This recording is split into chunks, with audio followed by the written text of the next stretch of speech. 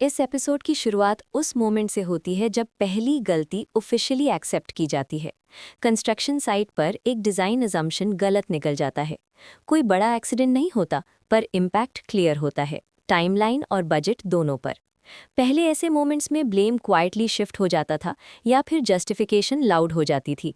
इस बार आर्या डैशबोर्ड पर issue logged के साथ एक और टैग देखता है, ओन्ड बाय कम्युनिटी। ये टैग टेक्निकल नहीं, एथिकल है।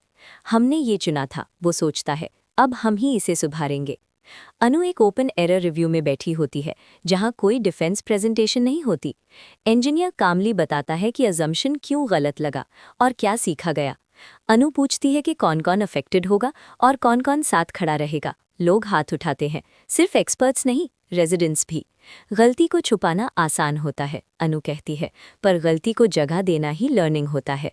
कम्युनिटी स्पेस में मीरा नोटिस करती है कि लैंग्वेज बदल गई है। लोग ये नहीं पूछ रहे कि किसने किया, बल्कि ये पूछ रहे हैं कि अब क्या। एक शॉपकीपर कहता है कि उसे लॉस होगा, पर वो एडजस्ट करेगा अगर अपडेट्स क्लियर मिलते रहें। मीरा के लिए ये वो पल है जहां ट्रस्ट परफॉर्म नहीं हो रहा, काम कर रहा है।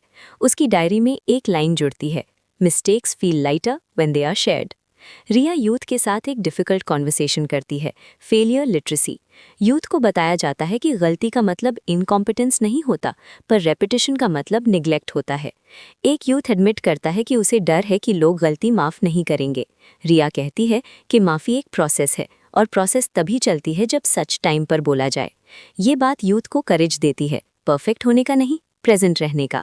एपिसोड का टर्निंग पॉइंट तब आता है जब मीडिया एक सेंसेशनल एंगल ढूंढने की कोशिश करती है।